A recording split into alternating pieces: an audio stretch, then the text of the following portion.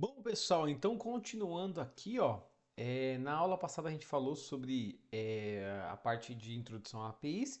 Sem demoras aí, vamos continuar aqui a parte 2. Bom, então vamos lá. Na aula passada a gente falou sobre até os métodos HTTP. Eu comentei com vocês que, deixa eu só ver se está gravando, né? Rapidinho, tá gravando. Então vamos lá. Na nossa última aula a gente falou sobre os métodos HTTP. Eu comentei com vocês que quando um front-end faz uma requisição para API, numa API do tipo REST, a gente utiliza métodos HTTP para fazer as requisições. E é através desses métodos HTTP que o back-end consegue saber o que ele tem que fazer. Legal? Daí eu comentei com vocês que existem aqui o método get, post, put e delete. Legal? Cada um desses métodos serve para uma coisa. Por exemplo, o get você vai utilizar para fazer requisições do tipo consulta de dados. Né? Então, quando você está esperando dados de retorno, você faz uma requisição do tipo get.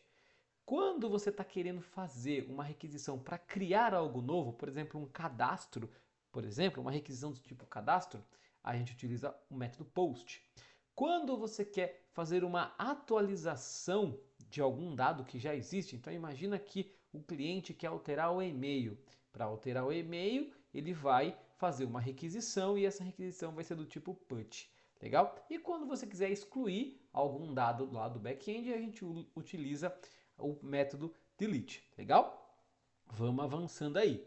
Bom, como que o front-end, pessoal, sabe que a requisição deu certo ou não? Então pensa assim comigo.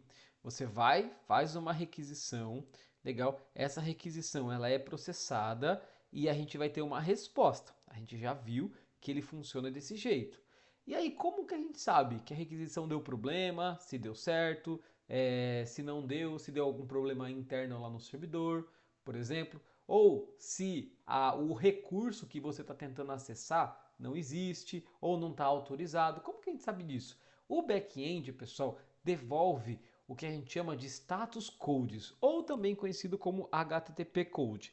Então, por exemplo, toda vez que você faz uma requisição para uma API REST, utilizando os métodos HTTP, o back-end ele vai devolver em formato de código o resultado desta requisição. Então, por exemplo, o que é mais comum é a gente receber um 200, por exemplo. Então, vou lá, faço uma requisição e aí o back-end devolve para mim 200. O que isso significa? Que essa requisição deu certo, ela foi concluída com sucesso. Então, isso significa que que eu fiz uma requisição, ela foi processada, ela devolveu a resposta que deveria e aí a gente recebe um HTTP Code 200.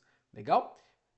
Existem outros aqui. Então, por exemplo, acredito que todo mundo já acessou e já teve um erro 404, por exemplo. Isso aqui era muito comum. Você entra num site e ele aparece lá, 404 not found. O que é esse 404? Ele é um status code e ele representa que o recurso que você está acessando, ele não existe, ele não está disponível, ele não foi encontrado. E aí o back-end vai devolver um 404. E tem vários outros, né? Então, por exemplo, temos o 401, que o back-end devolve quando você está tentando fazer uma requisição e essa requisição requer autorização.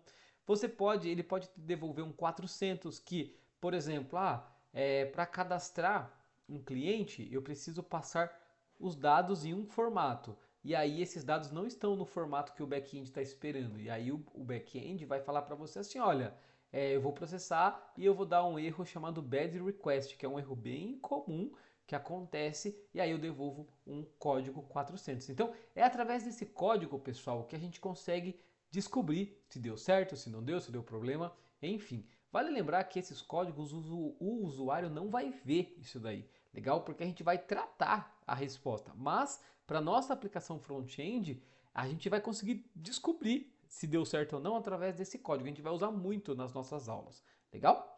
Bom, falando um pouco sobre o JSON, pessoal, mostrando já para vocês aqui o JSON. Lembra que era o JSON?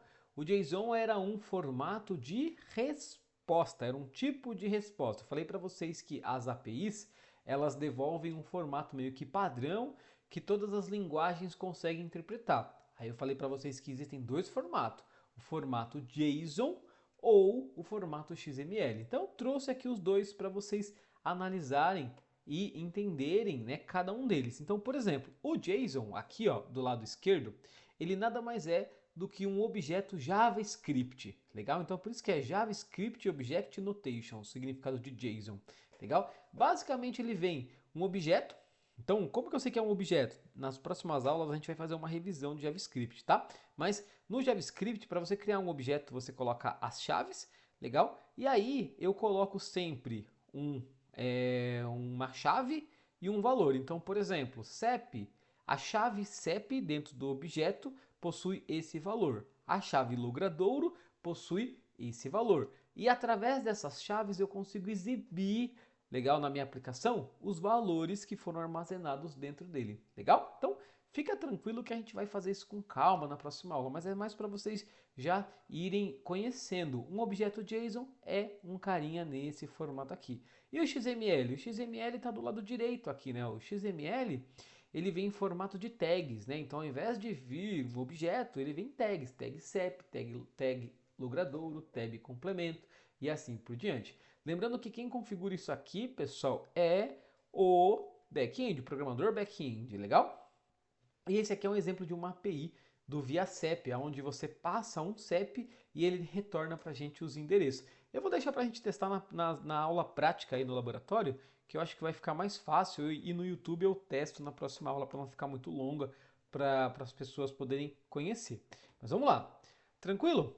Bom, quais são as tecnologias que nós iremos utilizar, pessoal? Já falei para vocês aí que a gente vai utilizar o Node.js, a linguagem JavaScript. Para programar a gente vai usar o VS Code e a gente vai usar um outro programinha também chamado Postman, que é um programa para a gente testar uma aplicação back-end, legal?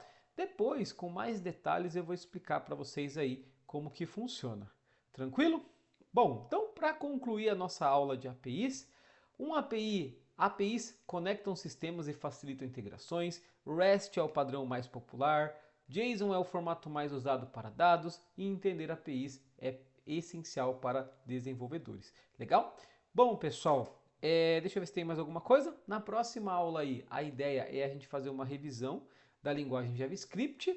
Legal? Então a gente precisa relembrar declaração de variável, estrutura de condição if else, estrutura de repetição, como manipular funções, manipulando arrays. A gente precisa fazer uma revisão disso porque a gente vai usar essa linguagem durante as aulas para construir as nossas APIs. Legal? Deixa eu ver se tem mais alguma coisa. Não tem.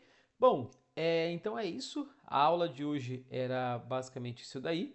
Espero que vocês tenham gostado. A galera do YouTube, se vocês quiserem que eu grave o projeto que a gente vai fazer durante as aulas da ITEC, vocês coloquem aí nos comentários, curte aí se vocês acharem legal, e aí nas próximas aulas eu vou gravando tudo que eu fizer durante as aulas lá na ITEC, eu vou gravando e postando aqui para vocês, beleza? Bom, pessoal, então eu vou ficando por aqui, um forte abraço e até mais.